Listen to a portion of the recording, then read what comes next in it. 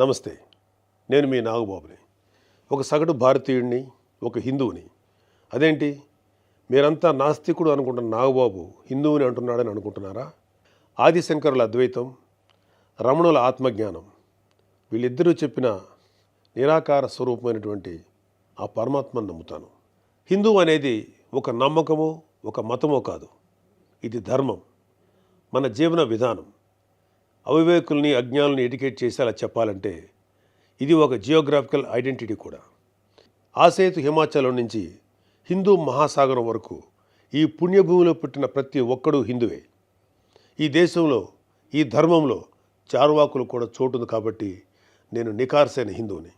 నా ధర్మాన్ని గౌరవిస్తూ ఇతరులను కించపరచకుండా బతుకుతున్న ఒక ప్రౌడ్ సనాతన హిందువుని. అందుకే నాకు ఎమ్మెల్సీగా కౌన్సిల్లో మాట్లాడే అవకాశం రాగానే హిందూ మతం కోసం పాటుపడే అర్చకుల చాలని జీతబత్యాల గురించి మాట్లాడాను.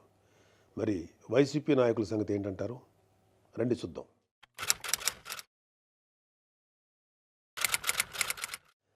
సెప్టెంబర్ 6, 2020 అంతర్వేది శ్రీ లక్ష్మీ నరసింహస్వామి వారి రథం దగ్ధమైన రోజు. రాష్ట్ర వ్యాప్తంగా ఉన్న హిందువులందరి మనోభావాలు దెబ్బతిన్న రోజు. అప్పటి వైసీపీ ప్రభుత్వం ప్రతిపక్షాల ఒత్తిడికి తలొగ్గి కేసుని సిబిఐకి అప్పచెప్తామని చెప్పింది. కట్ చేస్తే 2023లో ఒక హిందూ హక్కుల యాక్టివిస్టు ఆర్టీఐ వేశాడు. దానికి సిబిఐ ఏం సమాధానం చెప్పిందో తెలుసా? అసలు ఈ కేసు మేము టేకప్పే చేయలేదని చెప్పారు. మసిపూసి మారేడికాయ చేయడంలో ఎక్స్పర్ట్స్ అయినటువంటి ఒక్క వైసీపీ నాయకుడైనా దీని మీద మీడియాలో మళ్ళీ మాట్లాడడం చూసారా? అయినా వీళ్ళకి అవతల వాళ్ళ పర్సనల్ జీవితాల మీద ఉన్న ఇంట్రెస్ట్ మన హిందూ దేవాలయాల మీద ఎక్కడ ఉంటుంది?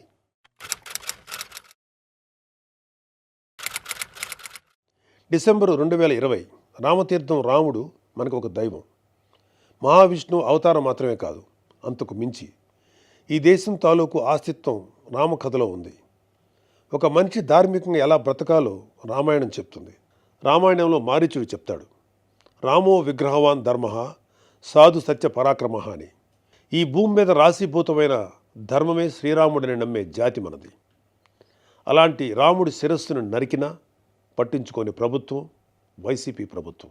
అప్పటి ప్రభుత్వం ఇన్వెస్టిగేషన్లో చూపించిన నిర్లక్ష్యం వల్ల దీని వెనుకున్న అసలు దోషులను శిక్షించలేక ఏదో నామకే వాస్తే కేసులు పెట్టి దీన్ని నీరు కార్చారు.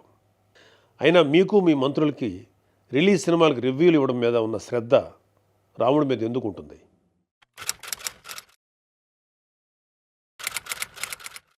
జనవరి 22, 2024 అయోధ్య రామమందిరం ఇనాగ్రేషన్ కొన్ని దశాబ్దాల సుదీర్ఘ న్యాయ పోరాటం తర్వాత, కొన్ని వందల మంది బలిదానాల తర్వాత హిందువులు కలల కన్నా రామమందిరం కల సాకారమైంది. దేశమంతా ఒక పండగలాగా దీన్ని సెలబ్రేట్ చేసుకున్నారు. మన రాష్ట్రం నుంచి పవన్ కళ్యాణ్ గారు, చంద్రబాబు నాయుడు గారు కూడా వెళ్ళి అందులో పాలు పంచుకున్నారు. కానీ ఈరోజు హిందువుల మీద ఎక్కడ లేని ప్రేమ వలకపోస్తున్న వైసీపీ నాయకుడు గారు కనీసం ఫార్మాలిటీకైనా ఒక ట్వీట్ కానీ ఒక వీడియో బయట కానీ పెట్టారా? పోనీ మీ స్టాండ్ ఏంటో ఓపెన్గా ప్రజలకు చెప్పే దమ్ము అయినా మీకుందా? మీకు వ్యతిరేకించే ధైర్యం లేదు, అలా అని అభినందించే సంస్కారం అంతకంటే లేదు.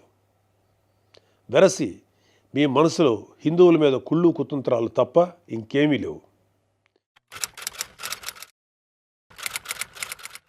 టీటీడీ భక్తులకి భగవంతుడిని దూరం చేసిన వైసీపీ పూట గడవని పేదవాడి దగ్గర నుంచి వజ్రాల కిరీటాలు చేయించే కోటీశ్వర్ల వరకు అందరి కోరిక ఒకటే, ఆ కలియుగ దైవమైన వెంకటేశ్వర స్వామివారి దర్శనం ఏడాదికి ఒకసారైనా చేసుకోవాలని.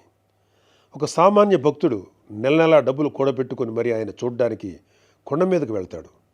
అలాంటి కొండ మీద అకామిడేషన్ ఛార్జీలు మీరు ఒక్కసారిగా ఎలా పెంచుతారు? నందకం, పాంచజన్యం, కౌస్తుభం, ఒకలామాత గెస్ట్ హౌసుల్లో 500కి దొరికే రూమ్ని 1000కి ఎలా పెంచారు? నారాయణగిరి గెస్ట్ హౌస్లో 1700 రూపాయలు చేశారు. ఇది సామాన్యుణ్ణి భగవంతుడికి దూరం చేసే ప్రయత్నం కదా? నువ్వు ఎవరిని, అదే ఏ మాఫియాని సంతోషపెట్టడానికి ఇది చేసావో అర్థం కారంత అమాయకులు అనుకుంటున్నావా ప్రజలు? దర్శనాలు సేవలు అయితే ఇంకా దారుణం. ఏదో కాయగూరల బేరం ఆడినట్టు 10,000 చేయి, దీన్ని 5,000 చేయంటూ ఎంత నిర్లక్ష్యంగా మీ సుబ్బారెడ్డి బోర్డు మీటింగ్లో మాట్లాడాడో మొత్తం రాష్ట్రమంతా చూసింది. అంత చులకన మీకు హిందువులంటే. ఇకపోతే తిరుమల మీద నువ్వు చేసిన దోపిడీ అంతా ఇంత కాదు. ఒకే ఒక ఉదాహరణ చెప్పాలంటే టీటీడీ కామన్ గుడ్ ఫండ్కి ఇచ్చే కాంట్రిబ్యూషన్ 2.5 కోట్లు ఉండేది. దీన్ని సెప్టెంబర్ 2021లో 50 కోట్లకు ఒక్కసారిగా పెంచేశాం.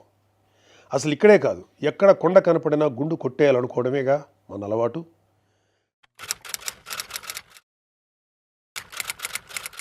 Declaration form. ప్రతి రిలీజియస్ ఇన్స్టిట్యూట్కి ఒక సాంప్రదాయం ఉంటుంది. దాన్ని గౌరవించడం మన ధర్మం. యుధా రాజా తదా ప్రజ అంటారు. నాయకులే రూల్స్ ఫాలో కాకపోతే ఇంకా ప్రజలు ఏం ఫాలో అవుతారు? అయినా బాధ్యత గురించి వైసీపీకి చెప్పడం చెవిటోడి చెవిలో శంఖం ఊదినట్టే. పవన్ కళ్యాణ్ గారు ఆయన కూతురు పొలినాని తిరుమల తీసుకువెళ్ళినప్పుడు ఆ అమ్మాయి మైనర్ అయినా కూడా ఒక గార్డియన్గా ఆ అమ్మాయి తరఫున డిక్లరేషన్ ఇచ్చారు. పవన్ కళ్యాణ్ గారి సతీమణి అన్నాగారు కూడా డిక్లరేషన్ ఇచ్చారు. ఇంత ఎందుకు, ఈ దేశ రాష్ట్రపతి అబ్దుల్ కలాం గారు కూడా తిరుమలలో డిక్లరేషన్ ఫామ్ పైన సంతకం చేసి అక్కడి నుంచి సాంప్రదాయాన్ని గౌరవించారు. నువ్వు కలాం గారి కన్నా గొప్పోడివా? డిక్లరేషన్ ఇవ్వకుండా వెళ్ళటమే కాక మీ మంత్రి వచ్చి ఆడి అమ్మ మొగుడు కట్టాడా తిరుపతి గుడి అని అంటాడా? అలా తలపొగురు మాటలు మాట్లాడితేనే జనాలు 151లో మధ్యన 5 తీసేసి 11 ఇచ్చారు. అయినా నువ్వు ఏమైనా మారావా? లేదు. డిక్లరేషన్ అడిగారు అని తిరుమల పర్యటన క్యాన్సిల్ చేసుకున్న చరిత్ర మంది. అయినా సెక్యులర్ ప్లేస్కి రిలీజియస్ ప్లేస్కి తేడా తెలియని నిన్ను ఎడ్యుకేట్ చేయటం మా వల్ల కాదు. ఇక ఫైనల్గా మన కల్తీ నెయ్యి వ్యవహారం గురించి చెప్పాలి. పాపం ఈరోజు డోసు ఎక్కువైనట్లుంది.